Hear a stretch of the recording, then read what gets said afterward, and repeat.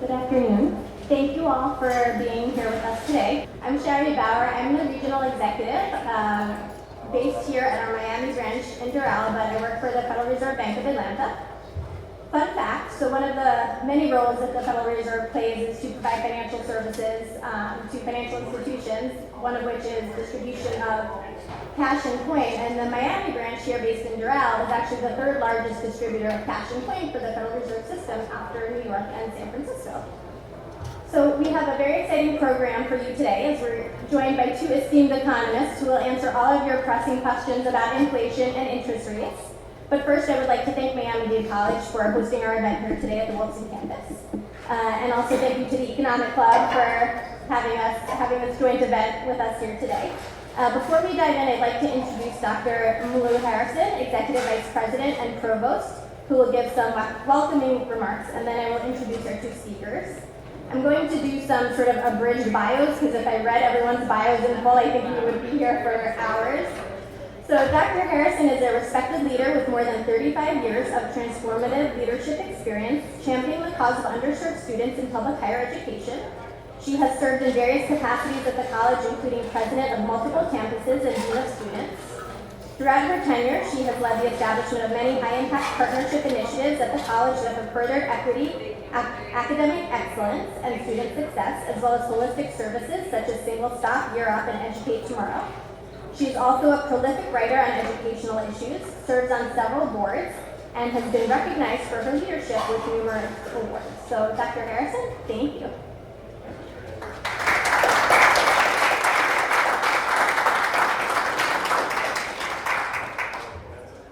Thank you so much, Shari, and good afternoon. It is such a pleasure to welcome each and every one of you here to Miami-Dade College for this convening this evening. We have many students in the audience, and I have to tell you that partnering with the Economic Club of Miami is truly meaningful for us for that very reason. The fact that we are able to provide the opportunity to our students, our Miami-Dade College students, to learn from experts and economists such as Dave Altig.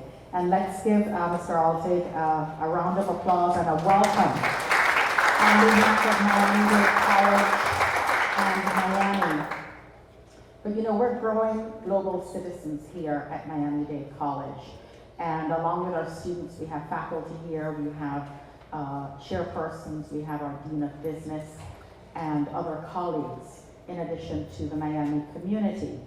And this is one of the most important weeks on the academic calendar for Miami-Dade College, and so we're happy that this convening is taking place this week. But on Saturday, we will graduate over 12,000 students from Miami-Dade College, students who are earning associate degrees, baccalaureate degrees, as well as career certificates. Why is that important in the economic scheme of things? It's so important because Miami-Dade College is contributing to the socio-economic impact here in our community. We're coupling a very robust liberal arts and science program with a workforce development and training program that really provides a synergy for students to go out into the world, to be on the world stage as employees, as entrepreneurs, as leaders, if you will, because of their start at Miami-Dade College. And so we're very proud of the outputs that our college produces in terms of graduates. And we're also proud of the partnerships that we're able to procure and to convene with companies all over Miami-Dade County, throughout South Florida, regionally and also internationally. And so with that, I want to again welcome the Economic Club of Miami. We are your partner. We were so happy to partner with you recently when you had a fireside chat with Ken Griffin right here in our auditorium. And you know, apart from the academic and workforce training aspects of life, so to speak, Miami-Dade College is also a cultural convener. Miami Book Fair hails from Miami-Dade College. The Miami Film Festival hails from our institution.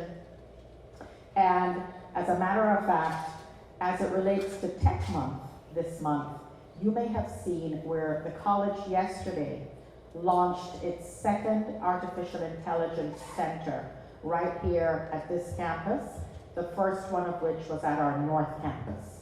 Again, bringing that economic impact to Miami-Dade County in so very many ways. So tonight, I know I'm very much interested in learning more about inflation, what we can look forward to, not only here, but throughout the United States and internationally. And I'd like to welcome you once more on behalf of President Madeline Pumariega and the 123,000 students that are enrolled here at Miami-Dade College across our 8 campuses. Welcome, bienvenidos, bienvenue. Thank you.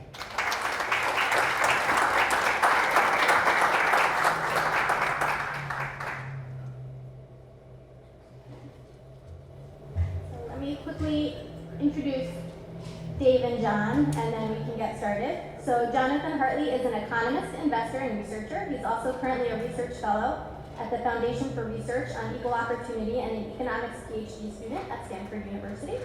He previously graduated from the University of Chicago with a BA in economics and mathematics with honors, an MBA from the Wharton School, University of Pennsylvania, and an MPP from the Harvard Kennedy School. John worked in various roles at Goldman Sachs, the World Bank, the Committee on Capital Markets Regulation, U.S. Congress Joint Economic Committee, and also the Federal Reserve Banks of New York and Chicago. And Dr. David Altig is the Executive Vice President and Director of Research at the Atlanta Fed. In addition to advising the Atlanta Fed President on monetary policy and related matters, Dr. Altig oversees the research division, which includes a team of economists, the Regional Economic Information Network, and the Community Economic Development Function. Dr. Altig is a fellow and immediate past president of the National Association for Business Economics. In addition, he is a member of the Advisory Council of the Global Interdependence Center and its College of Central Bankers, and a member of the National Business Economic Issues Council. With that, Dave and John, thank you.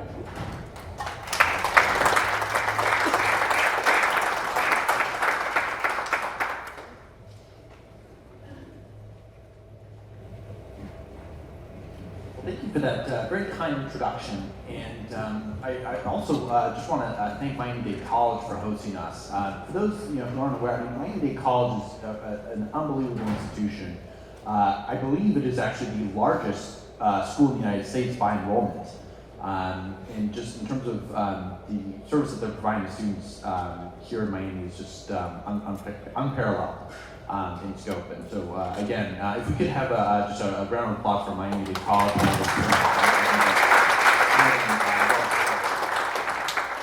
So Dave, I want to get straight into this.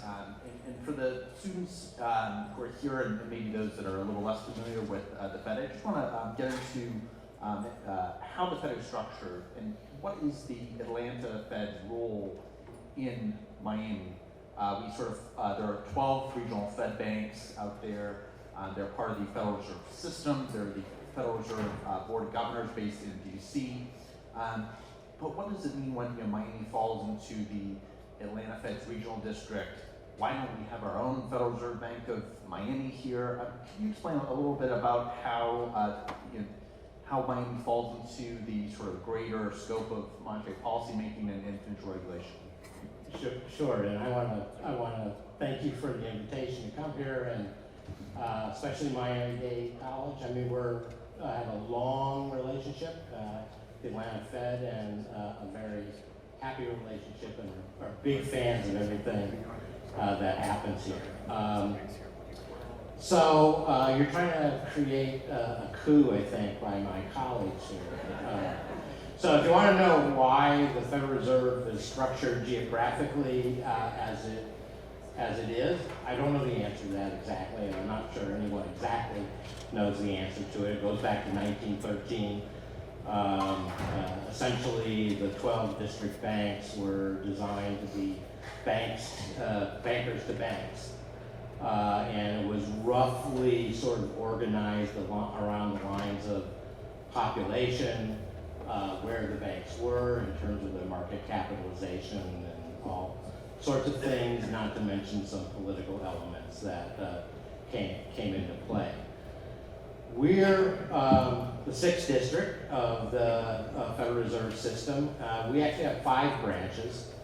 Our region covers from basically Nashville east in Tennessee, all of Georgia, all of Florida, all of Alabama, southern Mississippi from about Jackson down, and southern Louisiana from about Baton Rouge down. So we actually have the very best cities in the country in our district.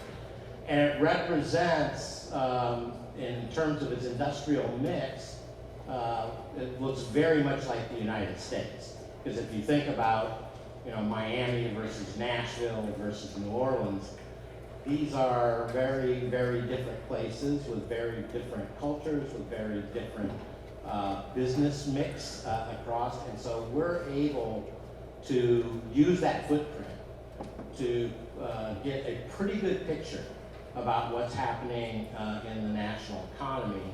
And that is one of the fundamental roles of all of our branches and the work that my colleagues here with the Atlanta Fed and the Miami branch do. We're about a week and a half from an FOMC meeting, and so we are deep into the rhythm of an FOMC meeting. So that rhythm sort of starts this week, really. So Sherry and her colleagues have been out ever since the last FOMC meeting, trying to get answered with boots on the ground, getting information from business contacts throughout the South Florida in the Miami branch case. Answers to questions that we want to know about, which are the questions I think are probably going to come up in our conversation. We will meet with the board of directors for the Miami branch on Friday, and we will ask them these same questions and basically ask for their input on what's going on in the economy from their business's point of view, and what should we do about it as policymakers.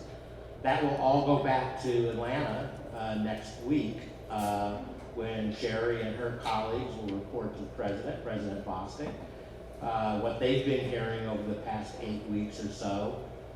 We'll have in Atlanta, and then a bunch of economists will weigh in with a bunch of economisty stuff. So one day is data, what the data is telling us, what models are telling us, and another day is what people in the real world are telling us about what's going on. And then we'll have an Atlanta Board of Directors meeting. We'll try to all consolidate it all at the end of next week in writing kind of the policy positions and statements about the economy that President Bostic will take to Washington.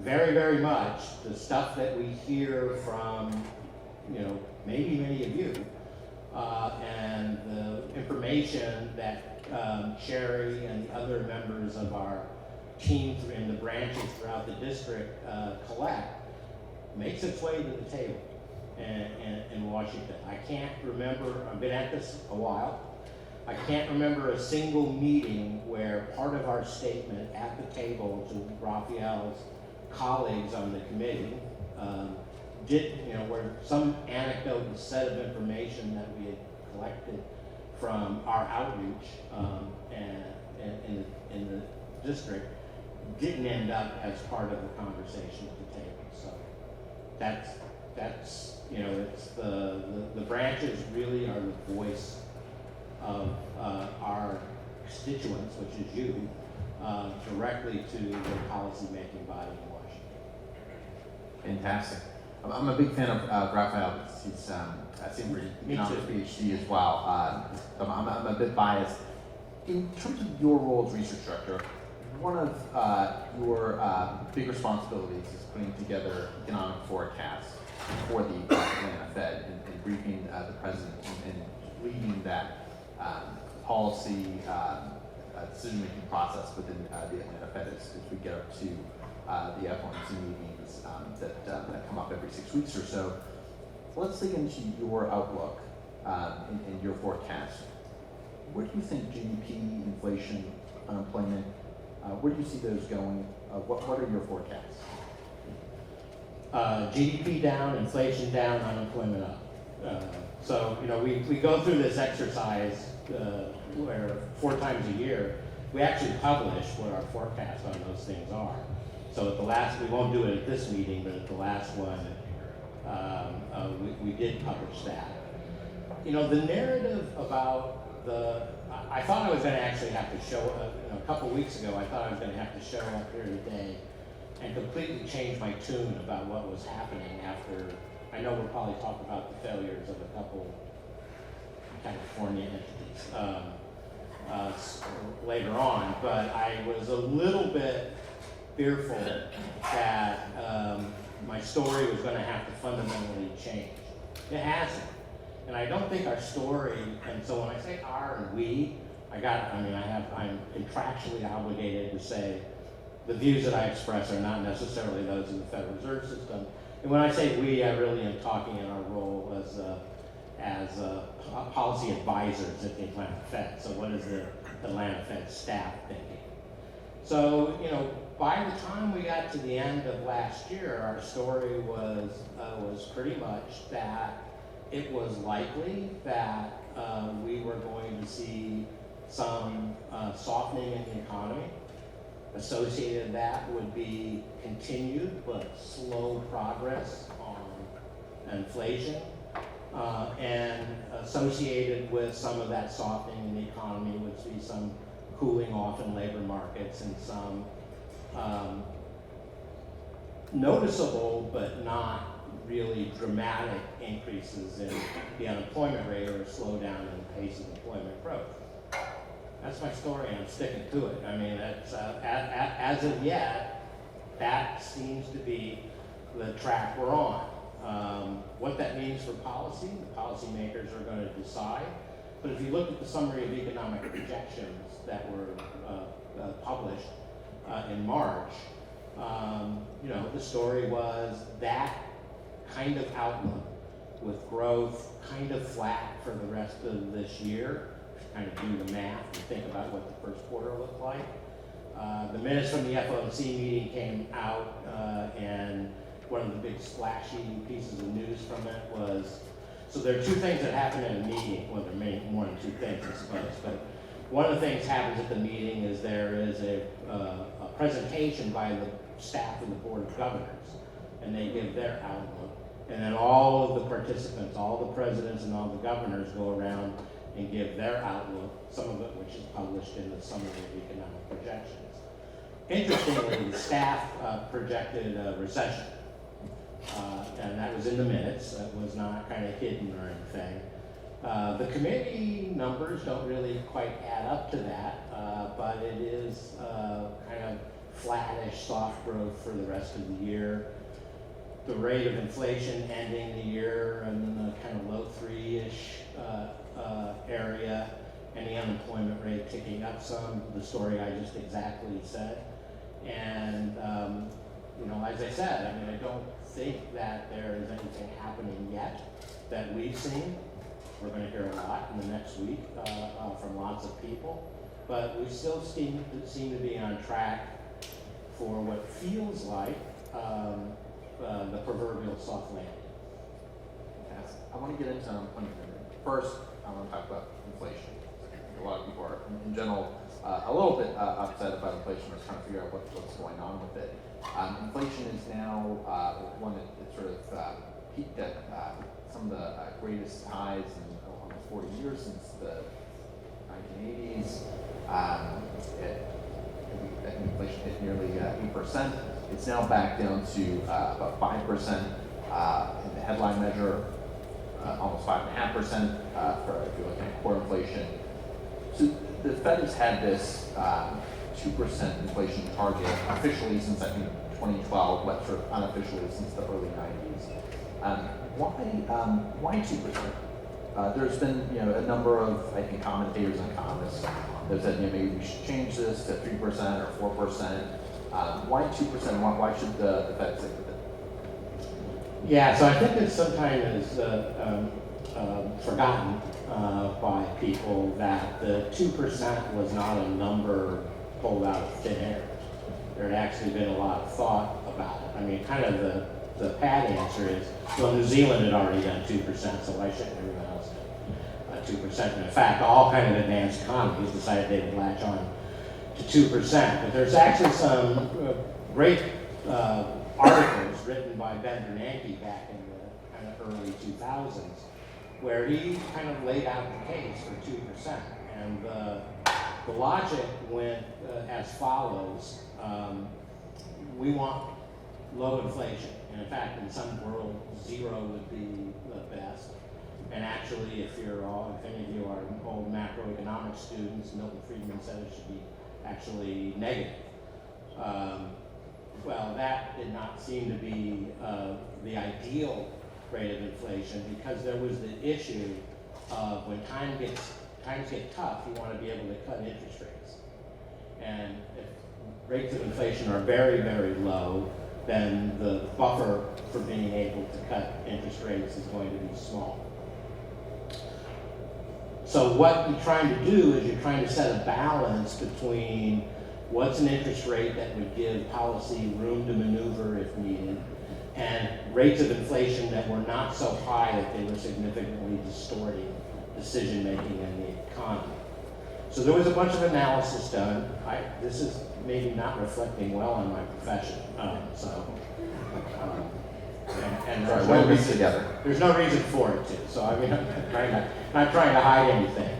There was a bunch of analysis done at the time that indicated 2% was a number that was low enough to actually not do much damage to the economy. And there are various views of how you define what price stability is. Alan Greenspan used to say all the time, the rate of inflation is low enough that nobody thinks about it. 2% seemed like that was plausibly fitting that definition. And then the analysis that was done was basically modeling that says, well, if you ran a 2% rate of inflation, the circumstances under which you would have to drive interest rates to 0 would be relatively rare. That was essentially a time when people believed that the inflation-adjusted rate of return on treasuries was going to be something like 2%, or the normal 10-year treasury rate was 4% or something like that. And on the way, reality kind of mugged us, and that turned out to be a period of time, post-2000, when kind of structural interest rates just fell a lot. And of course, we've now hit the 0 bound on interest rates several times. That is sort of the rationale behind people saying, well, maybe we ought to up the inflation target to reflect the fact that kind of the structure of interest rates in the world economy, not in the United States, but in the global economy, has changed. But the problem is then you run into the issue of, well, if you go above 2%, are you still honoring this notion that you want inflation rates that are so low, or low enough that people aren't really thinking about it, and they're not having to protect themselves significantly against inflation, wages aren't kind of persistently falling behind. And Chair Powell and every member of the Federal Open Market Committee has been very clear that they're not inclined to revisit the 2% question. And if you wanted a rationale for why that's more than just being stubborn, this would be my rationale. My rationale would be, look, I mean, one of the things we've discovered in this episode, inflation kind of is ravaging to the economy, and not least by individuals who are the most vulnerable in the economy. So you don't want to run into this world, and I've heard there's various views on how high is too high. But if you say something like 4%, I think that's starting to get into territory where you really have to worry about whether you're fixing the problem of running too low on interest rates by doing something that is in the end kind of worse for the economies. Yeah, I remember too, Chair Bernanke talking many times about the risks of deflationary spirals, and that most people say very and that's why we should have a 2% inflation target over 0% inflation target. I think was figured by folks like Paul Volcker and others. So interest rates. Volcker was a little more adamant about why not 0. It's very interesting to think that period in to talk about a period in the early 90s when this was sort of, I guess the Fed was transitioning from the Volcker era to the Greenspan era, and that was, I think, the time when inflation targeting came in. I want to talk a little bit about the balance sheet, just a little bit. So interest rates are at 5%, just below 5% now. The federal funds rate just below 5%. And that's certainly one of the Fed's main tools in helping to bring down inflation. What is the balance sheet's role in bringing down inflation, and where do you think the Fed's balance sheet should be? Well, that's you turned an answer that was easier for me to answer into one that was much harder for me to answer. So the role, so it's again, there's going to be there's going to be differences of opinion kind of on this, but I think that most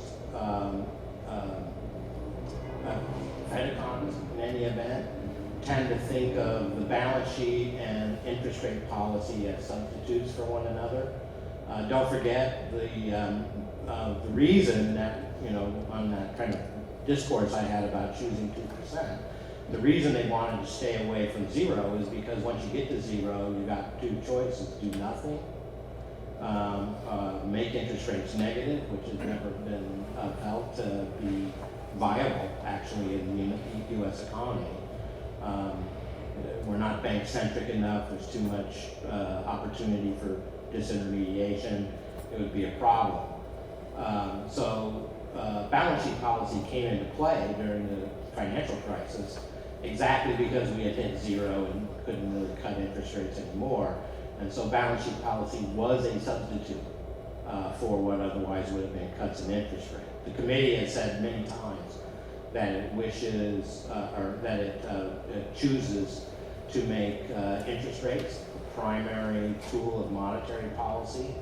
And there's a recognition that the balance sheet needs to be lower, but it's going to be made lower kind of running in the background.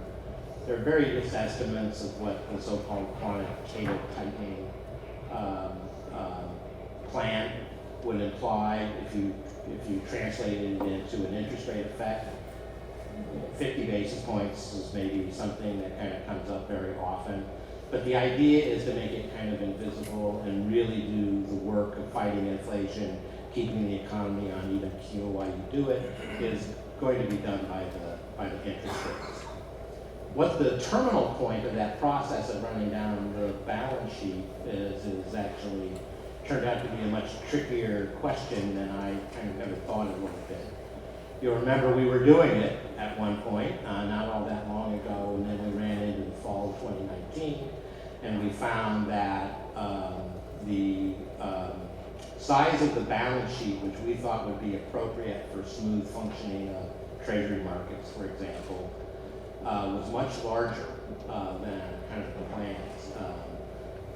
We stopped in the well over $1 trillion range, $1.5 trillion or something like that. The repo crisis or during that. Yeah, and we thought we would get down, estimates kind of varied again, but thought we would get down to, 500 to 800 billion in reserves in the banking system. That turned out to not really be appropriate for the smooth functioning of financial markets for reasons that we don't fully, haven't fully worked out quite yet. That almost certainly has to do with regulatory changes after the financial crisis. So we're so far away from where kind of, probably the size of the balance sheet needs to go that it's not really a live question at this point. But sooner or later, it's going to kind of pop back up, and this sort of issue of how low is too low on the balance sheet is actually going to reemerge and be one of the, in my mind, one of the next really important policy questions we have to answer once we get over this inflation episode. I'm curious about inflation expectations. How important do you think inflation expectations are for monetary policy? And there's a couple different schools of thought. I think a sort of pretty traditional school of thought is that they matter a lot, and that they sort of, if you can shift inflation expectations, then you can sort of shift inflation. But then there's some people that argue that there's sort of like an identification problem there, like well, maybe the inflation expectations are going up because inflation is going up. And it's sort of a reverse causality kind of thing. Like, how important do you think inflation expectations are for policymakers to follow? Well, there's always an identification problem, so that never goes away. But in my mind, and I think that this is again a pretty pervasive view, certainly for policymakers in the Federal Reserve System. Expectations are everything. If you lose control, if you conduct your affairs in such a way that people began to expect the rate of inflation 5 years from now, whatever the time frame might be, is not going to revert to something like you say it's going to revert to, you have lost the battle. Paul Volcker said this all the time, so if you ever kind of listen to him, he would say things like, there were always these accusations that when Paul Volcker made the big change he made in '79 and saying we aren't going to target interest rates, we're going to target kind of how fast money grows, and the consequence of that was interest rates went through the roof. He was always sort of accused by people of hiding his true motive, that what he really wanted to do was raise interest rates really high. He always said, no, that's not what I wanted at all. Because, I thought two things. The first was everything we were trying to do to beat inflation in the 70s wasn't working.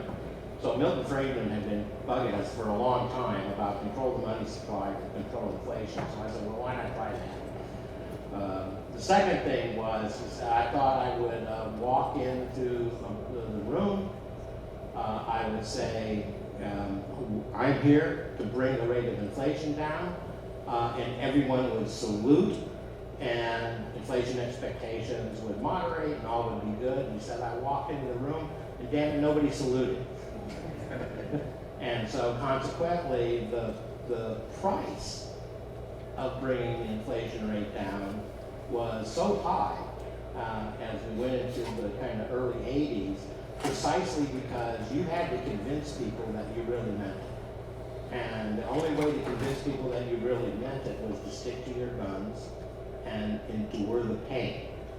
And that was fully because inflation expectations battle had been lost. And those expectations are starting to build into wages. The whole wage price spiral story is really about expectations becoming self-fulfilling in the economy and making it very difficult to reverse. We are not in that circumstance now, and I think one of the ways to interpret the public pronouncements of Fed policymakers is we have no intention of letting that happen. I want to get into just unemployment a little bit.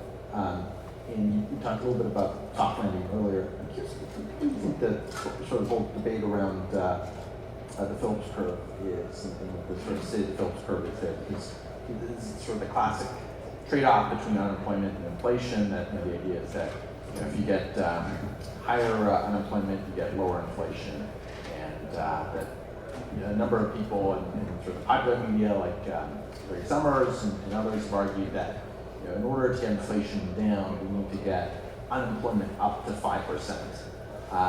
And I guess if you think that we could have a soft landing, I mean, so far we haven't really seen any signs of unemployment going up, even though inflation's been falling. I'm curious, what your take is on sort of the state of the Phillips curve and this potential for a soft landing where we get sort of a disinflation like we've been seeing, but without a significant bump in unemployment. What do you think that's how likely of a scenario do you think that is?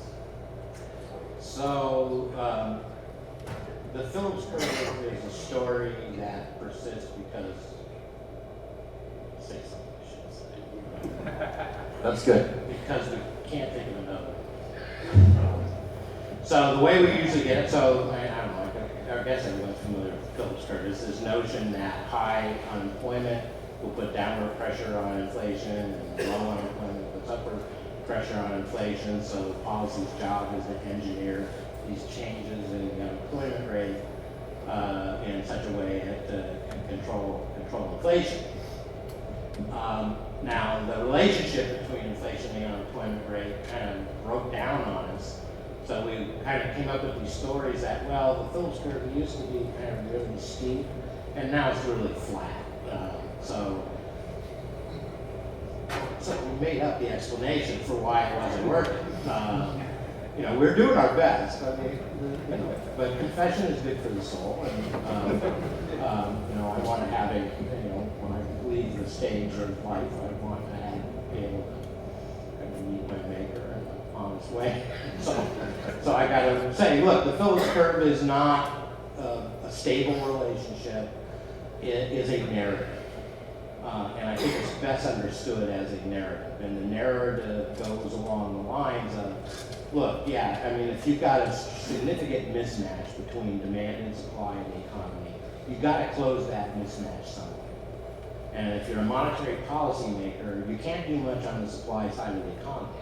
Basically, the only thing you can do is kind of try to soften demand. And I do think there is truth in that story. Precise estimates of what it kind of takes and whether in all circumstances you have to drive the rate of unemployment up to some specific precisely estimated level is sort of a lost cause, I think. The soft landing scenario really kind of relies on the notion that as real wages, as we begin to close the gap between demand and supply in the labor market, and I think it is showing some signs of closing, and we still see persistently higher than pre-pandemic levels of wage growth as real wages catch up to the inflation, that's going to be kind of absorbed in business margins. Earnings are going to soften, and those prices, those costs on the labor side will not be fully, in any event, passed on to consumers. So the soft landing is you don't have to hammer absolutely the labor market to see progress on inflation, which was created in this event by a confluence of things. Some of them are resolving themselves already, some are not resolving themselves so quick. One of those things to resolve is very accommodative monetary policy, which has now moved into restrictive phase. So I think this general, when I said I'm going to stick to my story that I've been at for about 6 months, it is this story that we can that there's enough organic adjustment in the inflation rate as a result of the extraordinarily unusual circumstances of the pandemic, that we can rely on that in combination with appropriate adjustments in policy, some slowing down in the economy, to get to where we need to get on inflation without an outsized amount of pain to the real economy and to workers. Well, I appreciate your confession on the Phillips curve, and maybe someone can come up with an Altig curve as maybe a replacement. That would bound to be I want to get to sort of the big elephant in the room, and that is Silicon Valley Bank and Signature Bank failures. And what do you think their implications are for the banking industry and financial stability, and could they weigh on it? And how do you diagnose this whole potential banking crisis? Well, I mean, there's lots of things to diagnose, and one of them is obviously what happened. That SVB and Signature Bank were allowed to get into the state that they were clearly in. They were very unusual entities. They didn't look at all like normal banks. There will be questions about, well, okay, then who noticed? How did they notice? What was done about it? I won't say anything more than that for two reasons. One is I like my job. And, you know, if there's anything I'm verboten to mention, it's about this. It's okay, they're in the San Francisco Regional District, not the Atlanta. Yeah, well, that doesn't help.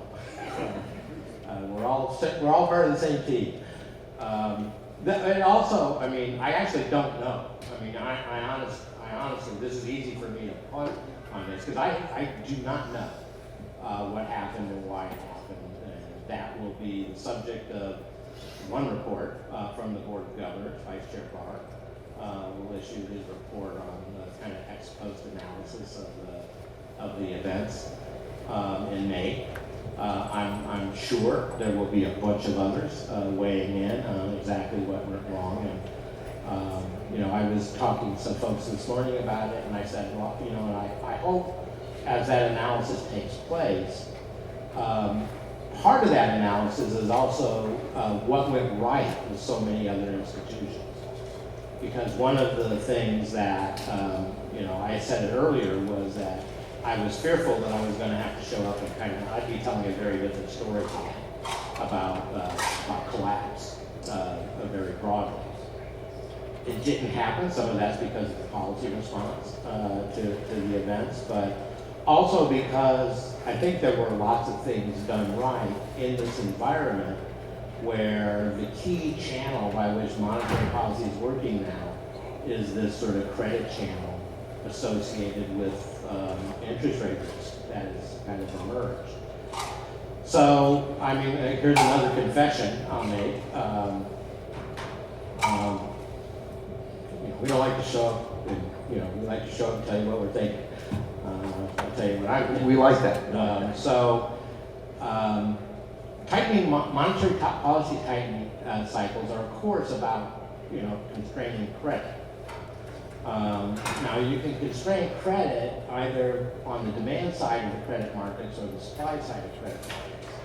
And very honestly, in Atlanta, we were kind of pre-SVB among the economists, not necessarily the regulators, and I don't want to paint them with this brush, but we were very focused on the demand side. Okay, what sectors of the economy are really sensitive to higher borrowing costs, and has that changed over time? So does that make our tools less powerful now than maybe they were in the past? These were the kind of things we were discussing and contemplating. And I think what SVB revealed, one of the lessons of this, was that no, this one's going to be about the supply side of the credit markets. And it's going to be about kind of credit constraints operating through the banking system. It was already kind of obvious before SVB, because if you looked at things like the Senior Loan Officers Survey, which, by the way, has become kind of a bellwether indicator in this particular cycle, it was already showing that the supply side of the credit markets was going to be the story, and was already the story of the monetary policy effects of the interest rate increases by the FOMC. So we learned, I think, an important lesson there. Maybe lesson's too strong, but it really refocused our attention on, okay, as we go forward and we think about things like how high is too high, and you know, where should we be looking for kind of the real effects of monetary policy operating, it's going to be on that credit supply side.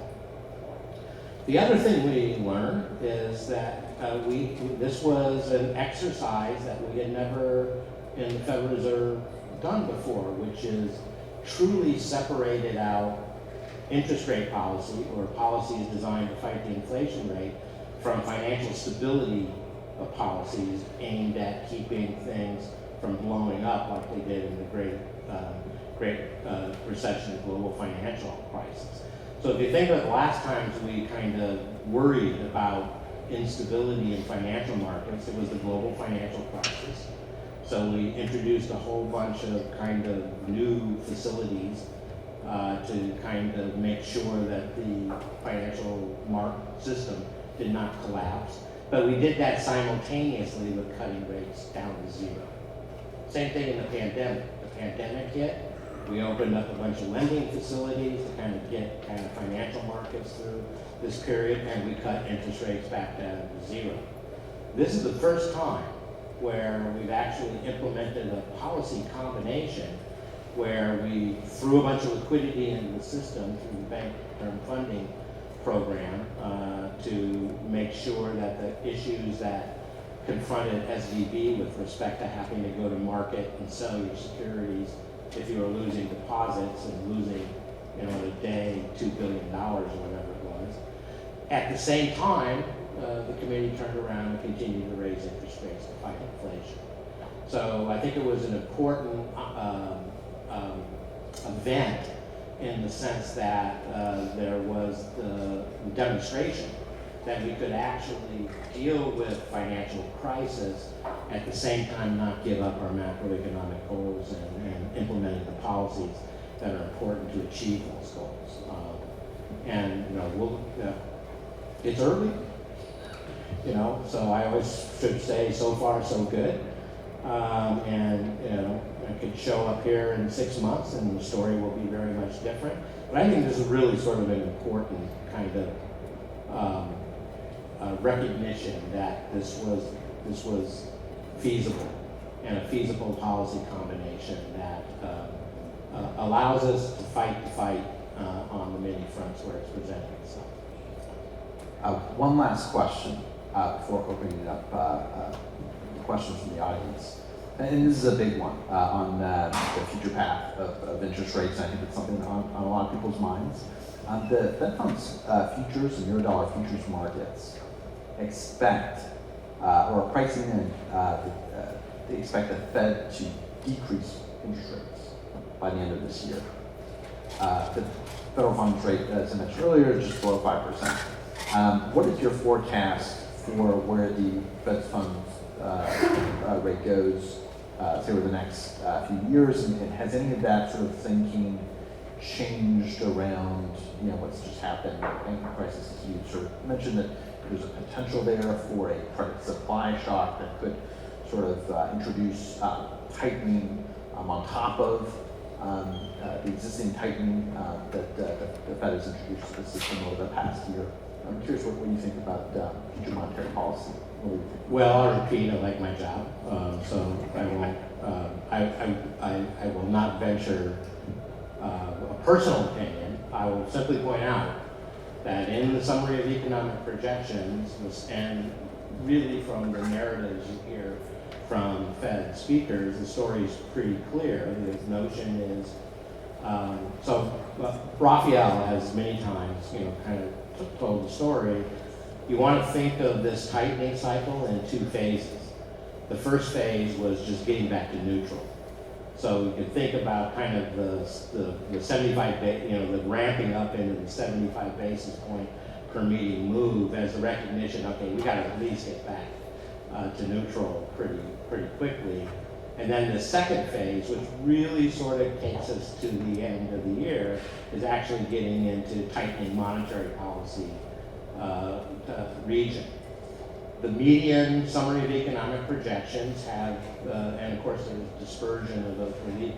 So the summary of economic projections, which are the forecasts of the FOMC, as most of you know, it's not a single forecast. It's 18 or 19, depending on how many governors you have showing up at who are on the board at the moment.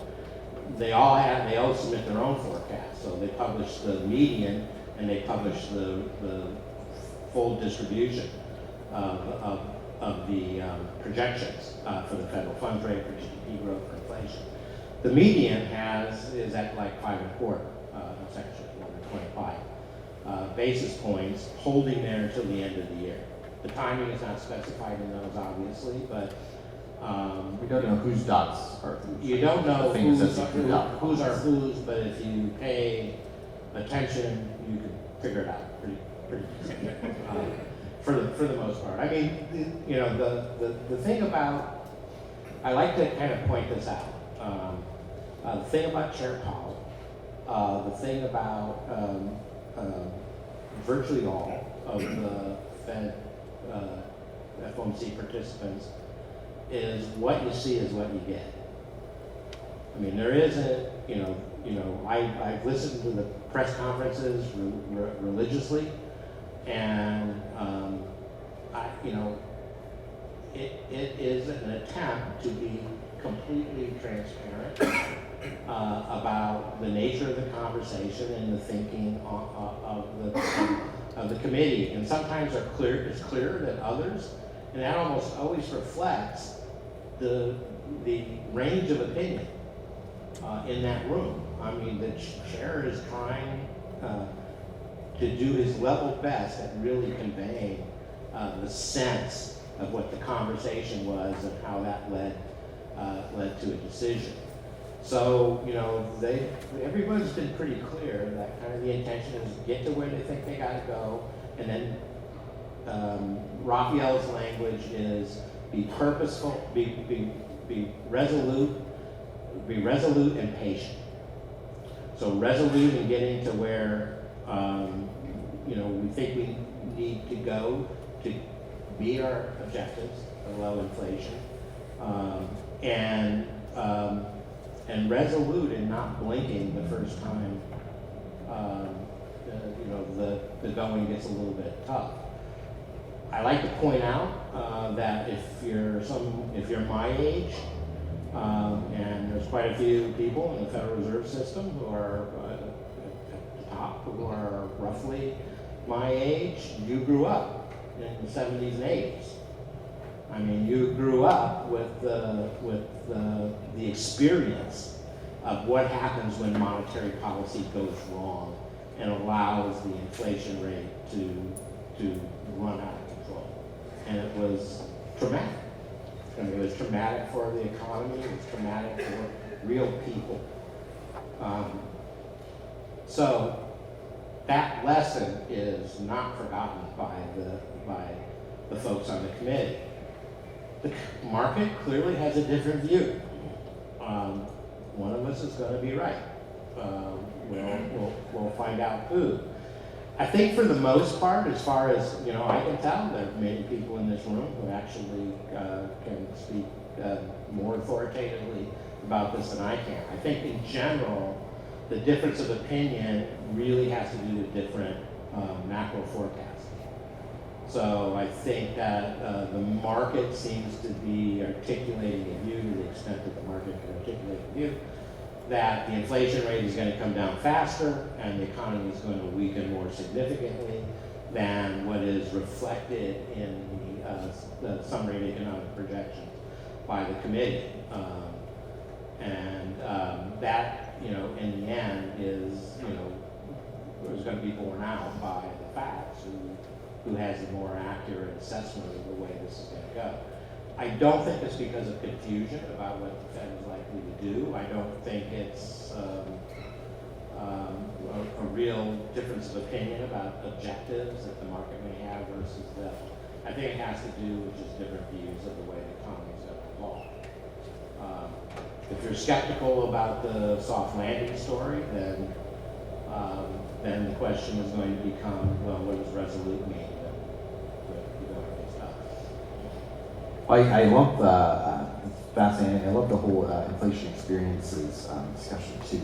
It's a fascinating economics literature, just about how people's it's sort of a behavioral economics thing about how people's childhood experiences, things like recessions or inflation, sort of impact their beliefs for the rest of their lives. So, I guess folks my age were running the Federal Reserve, they'd have sort of made different forecasts about things. Well, before opening up for questions, I just want to, if you could get a round of applause for Dave Altig.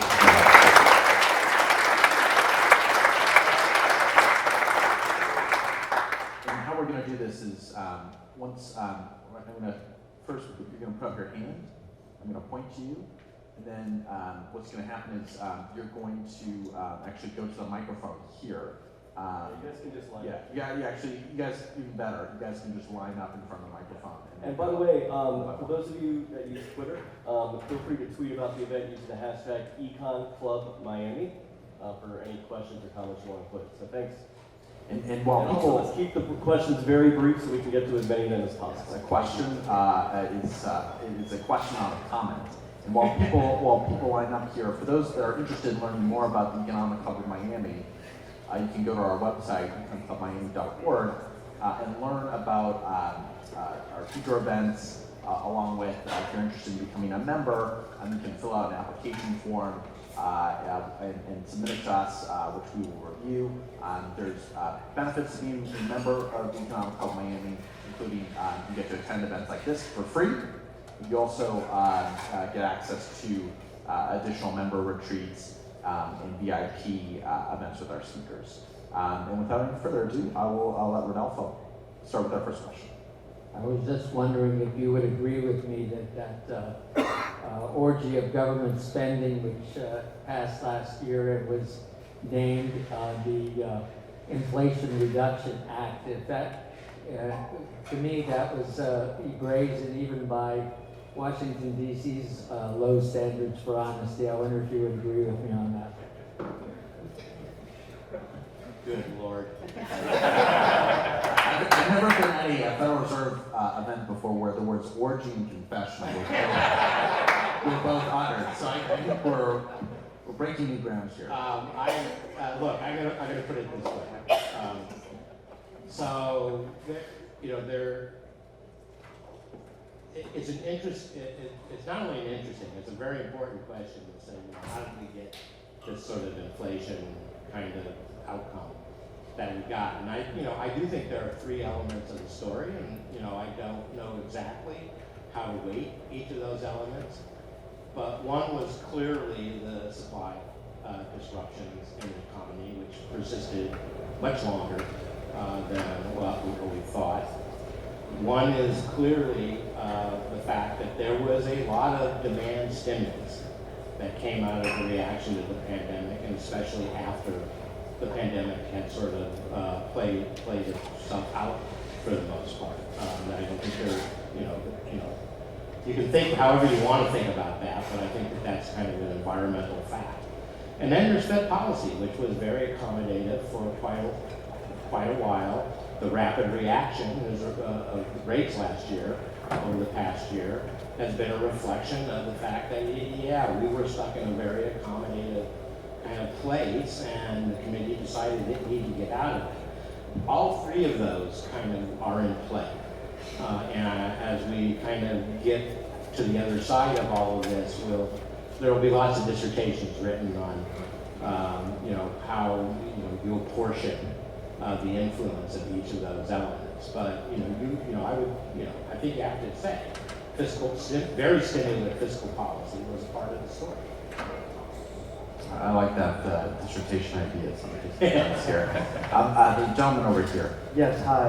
Anthony Popescu. I'm here at the NBC campus as a student for wealth management. It's a pleasure to have you here. Thank you so much for speaking at our campus. I'm very excited, so I'm going to throw a lot of things at you to your best. I guess the answer would be kind of apologize. But so with obviously a lot of everything going on, you talked about this soft landing, which I truly want to believe you. But I mean, when you look at, the economy, there's not much room to go up. You look at political grandstanding on both sides. McCarthy's proposed another bill for a debt ceiling raisal, and still nothing come of it. What are some, I guess, positive things like that give you this notion that it's still possible for a soft landing? And how does doing your job with all of these other factors, how does it work? Yeah, so I think the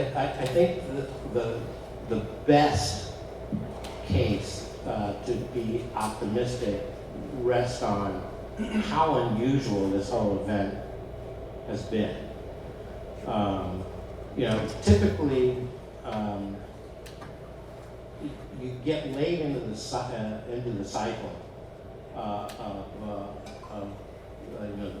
late into the business cycle, And what you find is there is, a ton of leverage that people have gotten themselves kind of out over their skis in terms of the balance sheets of households, the balance sheets of businesses.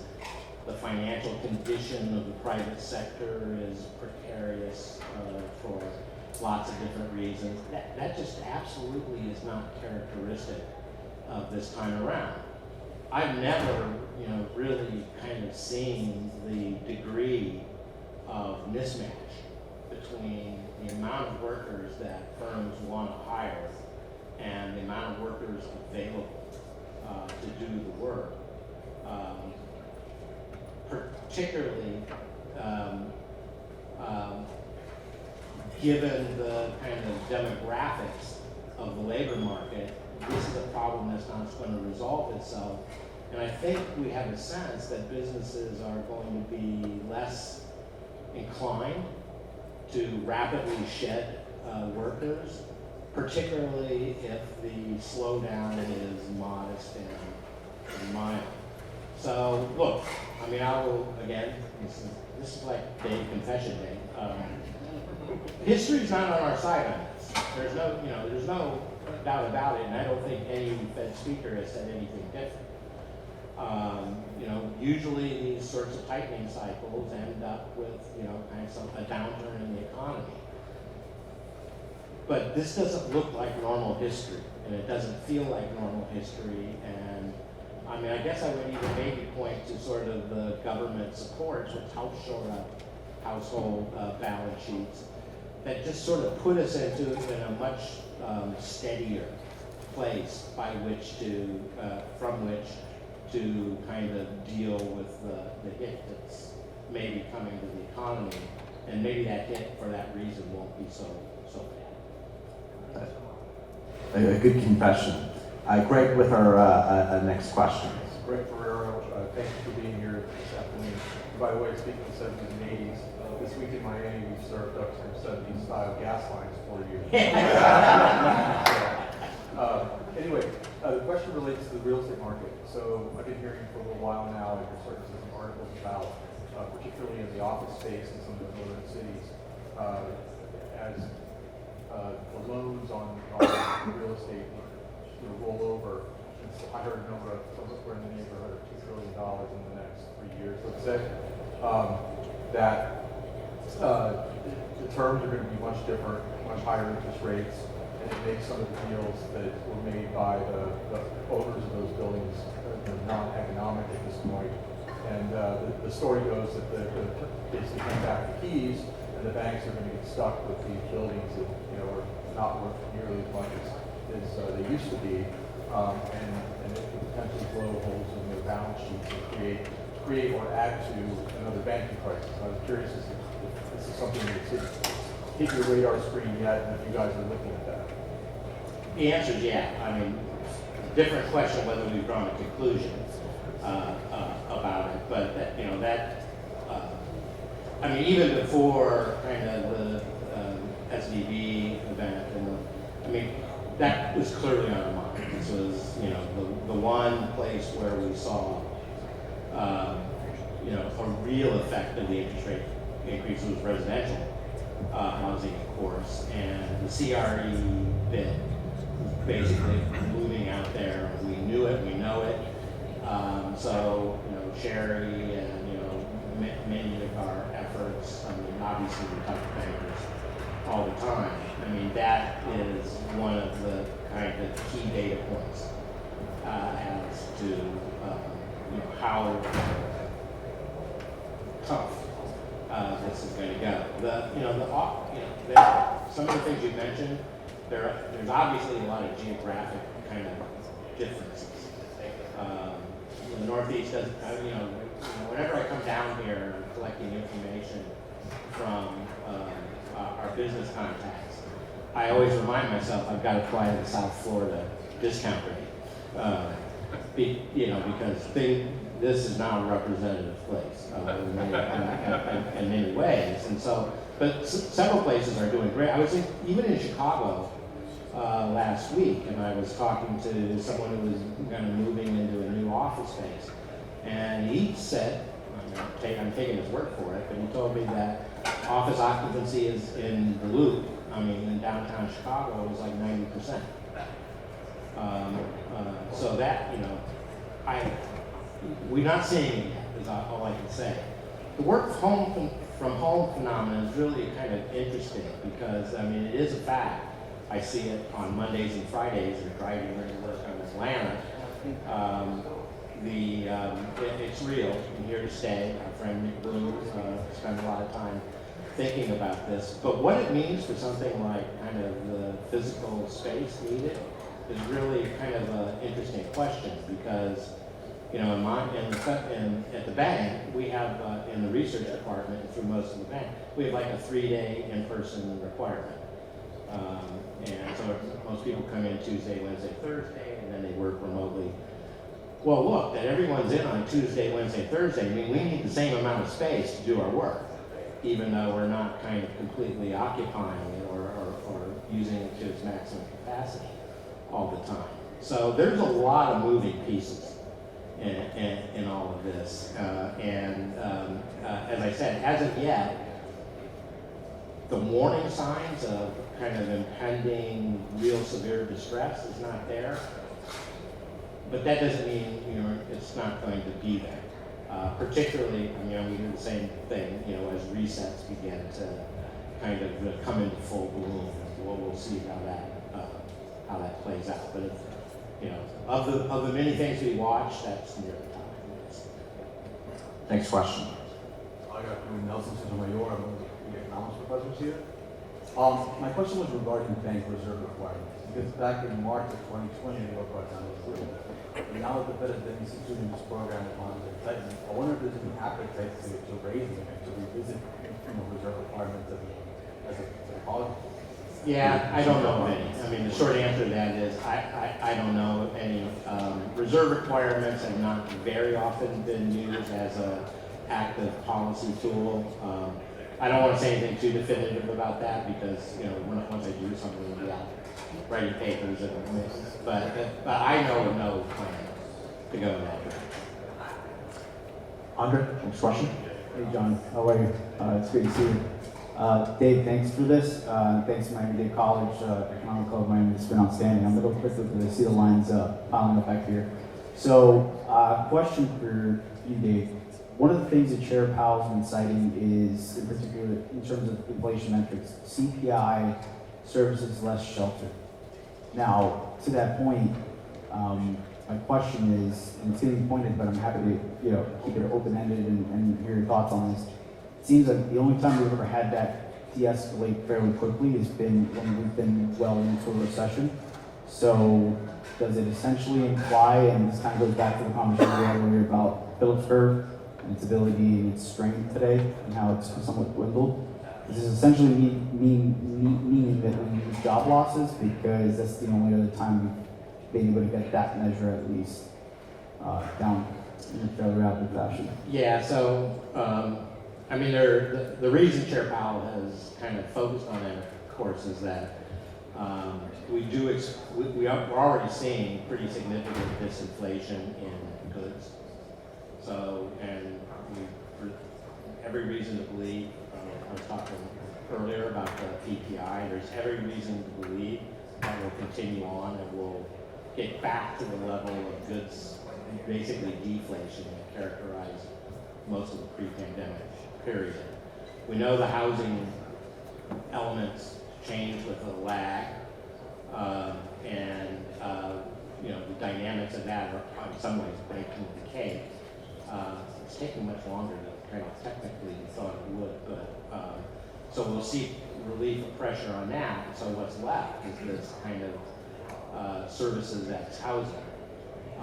And the other element that makes that important, of course, is that's most sensitive to wages. Labor is a major cost in that kind of sector of the economy. It does not have to go back down to 2%. It just has to moderate because it's all going to average out. It always does. Whenever the 2% was never 2% uniformly.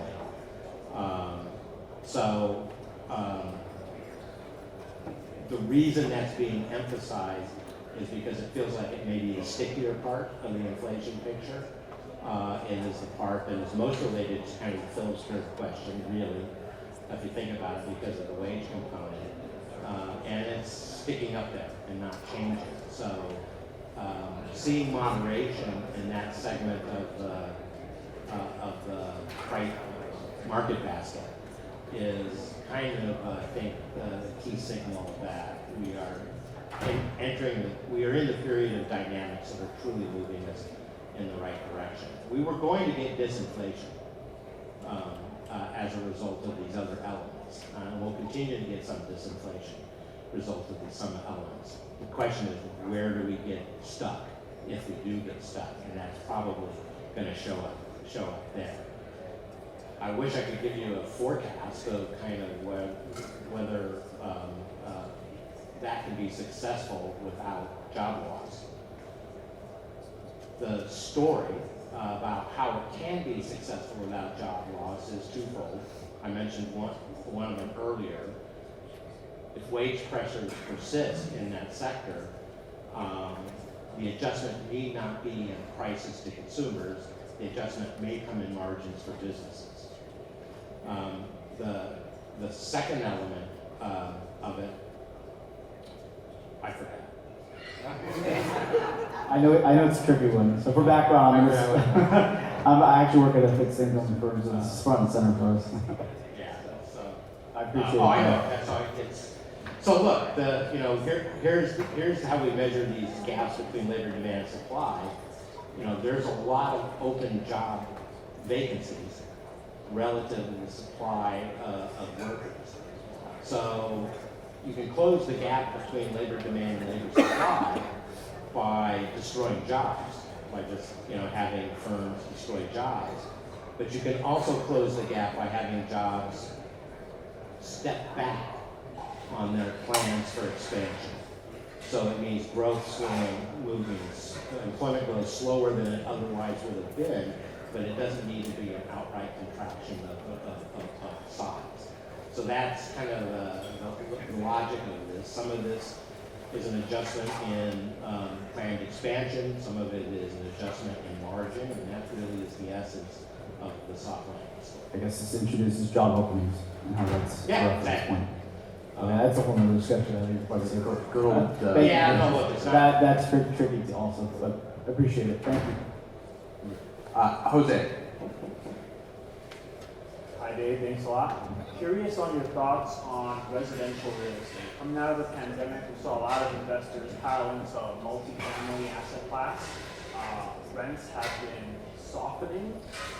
Residential real estate, single family on the other hand, has been quite robust. Haven't been many transactions, but prices have stayed elevated. I think based on affordability, you see some softness in price. Curious your thoughts. Yeah, I mean, the fact is we have kind of a structural problem with housing, right? And we kind of structurally have excess demand.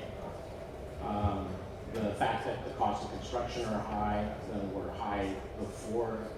I'm not even sure interest rates are the sort of prime culprit on the supply side. Almost certainly they're not. Only as they kind of feed in demand in the short run. This is not going to be a long run thing. The cost of land. You're in a place where, what's the issue? The issue is cost of land and the material cost of building. There is not really a dynamic in place that kind of sets us up for softness in the labor market for an extended period of time. You can see it through a cycle, of course, and we may, but at the end of, at the end of all of this, we're going to be faced with the same problems that we were faced with before the pandemic, only worse. And that is, we don't have enough workers. We don't have workers with the right combination of skills. We don't have enough housing affordability. We have kind of an urban mismatch between the labor market and the infrastructure to support that labor market. These are huge challenges, and they're not going away. Maybe part of the good news is it kind of puts a before, kind of on how soft things will get and for how long. But it also makes the inflation issue that much more kind of difficult. As I said, I mean, we're a little bit surprised kind of that the kind of housing elements of prices have not softened more than they have, and we're still seeing kind of the influence from that sector on the inflation measures.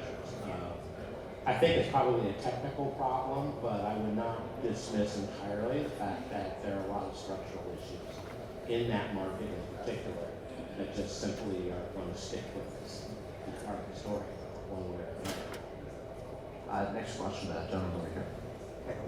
Good afternoon. I am Pierre Moran. I am an economics professor at Miami-Dade College, third-year campus. I understand that it's difficult for any central bank to control inflation when the inflation factors that are affecting inflation come from the supply side. In this case, we have three big supply shocks affected. The first, the COVID, and then the oil shock, and then the war, between Russia and Ukraine. And obviously that has increased the inflation rate significantly. I understand that the Federal Reserve in 2021, at the beginning of this oil shock, the Federal Reserve didn't do anything because I think that maybe before or the Fed was expected that the shock would be a temporary shock, the supply shock, the oil shock would be a temporary shock, and they didn't do anything.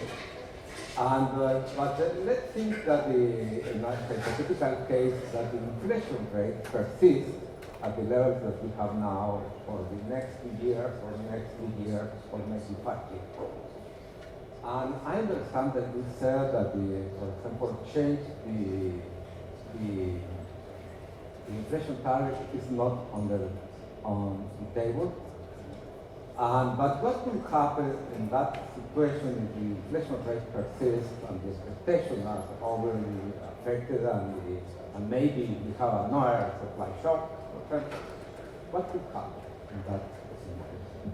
Well, I mean,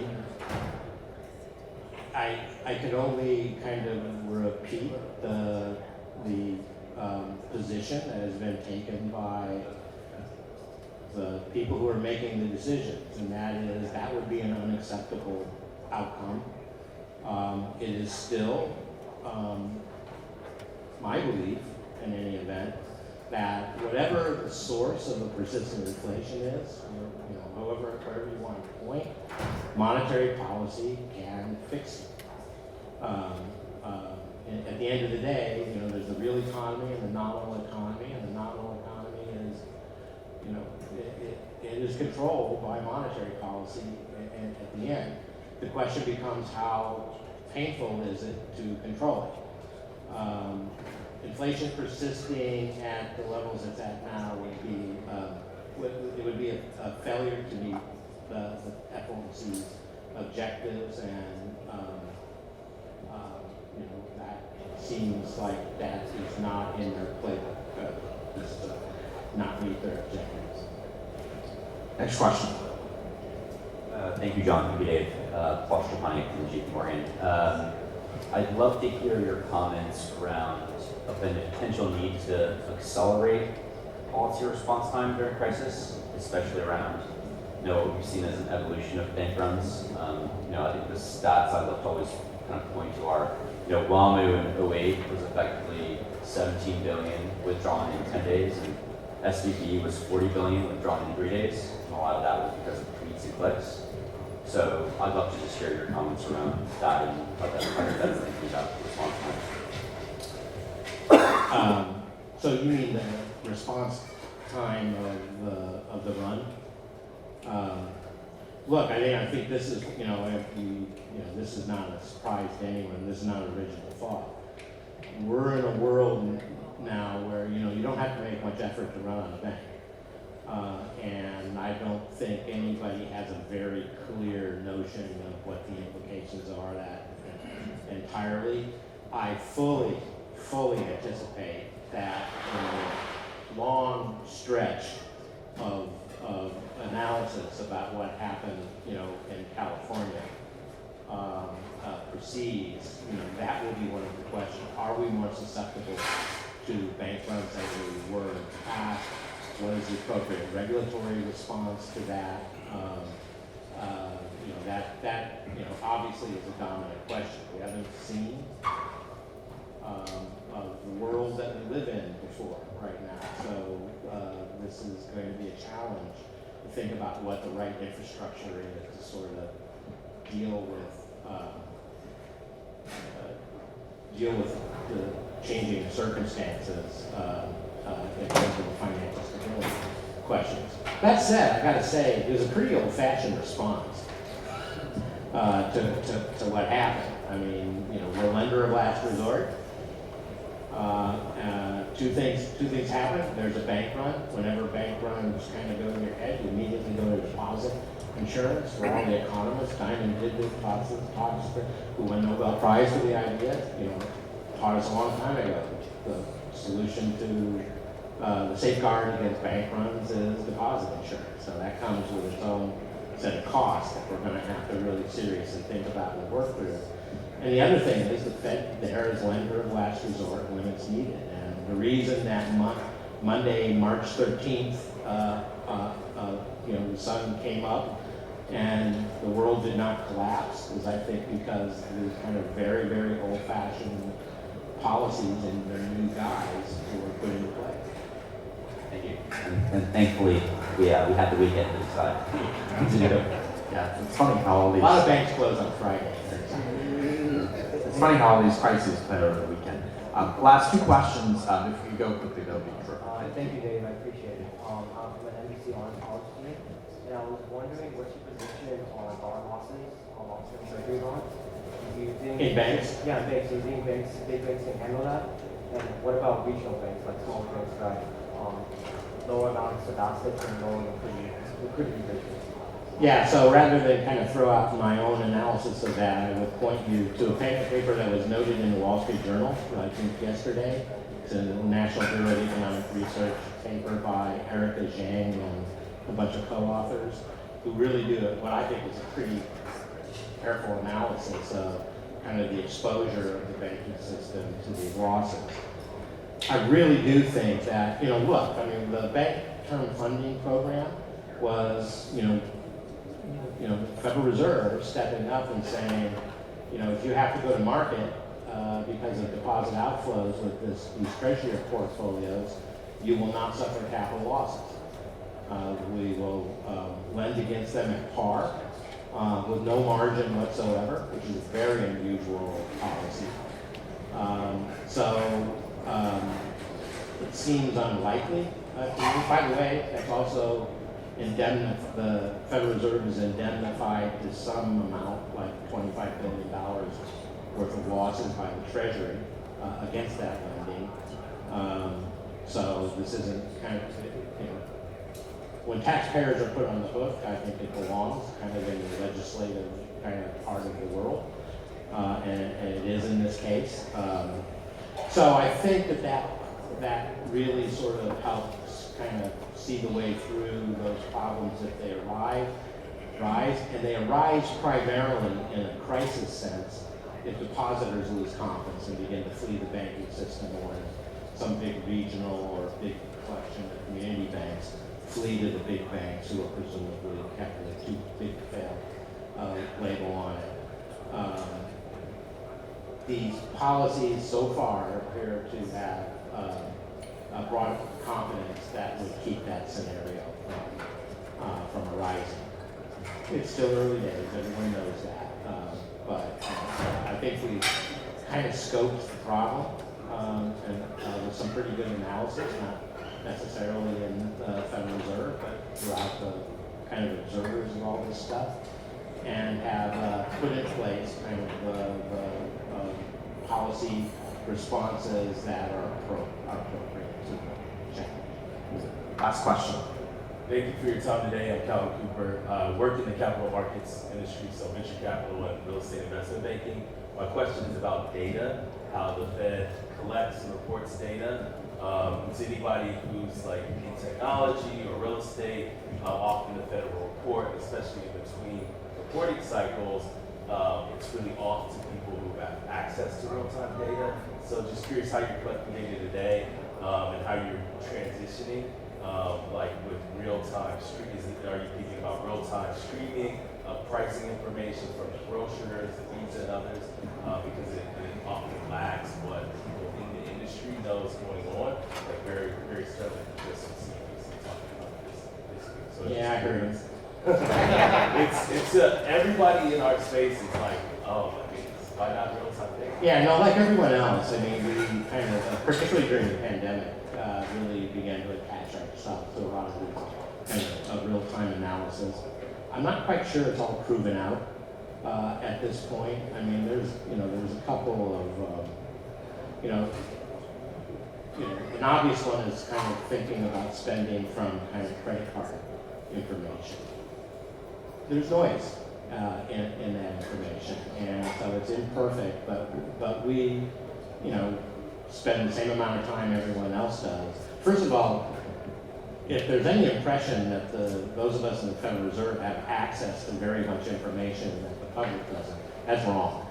We don't. We're getting information from the same sort of sources as everyone else. Now, sometimes some people will talk to us who won't kind of, necessarily be broadcasting that information, but that's not that. That would be an exception, not a rule. Quite honestly, the most important information we get in real time is what Sherry does and what her colleagues in Nashville, Jacksonville, Birmingham, New Orleans do, and that is get out and talk to people like you, saying, look, we're confused about what's happening here, or we're worried about CRE or whatever it might be. What are you seeing from where you sit? And Sherry and her colleagues in the Regional Economic Information Network that we have spend all of their time doing face-to-face interviews. We run multiple surveys. Our best data is the people who are engaged in behaviors that create the data down the road. And that really is, if anything, is our kind of secret to kind of stay on top of things. Somebody mentioned the T word earlier on the transitory inflation sort of thing. When we knew that this was going to be a problem in the Atlanta Fed, it was because we were out talking to people who were saying, you got this wrong, and you need to think about it. And then we began to understand what data we needed to look at, and we went out and looked at, changed in some ways the way we parsed the data. So, my summary of that is, all the kind of high frequency stuff that we can get our hands on, we look at, we try to do the analysis of it. No silver bullet that we really found in all of that. So we keep pounding the pavement and trying to find out what real people are doing in real time. What a great question on alternative data and a great answer on the value of regional branches, and all the more reason why we should have a Federal Reserve Bank with Miami, perhaps. I just want to thank Dave for joining us, along with the Federal Reserve Bank of Atlanta, Sherry,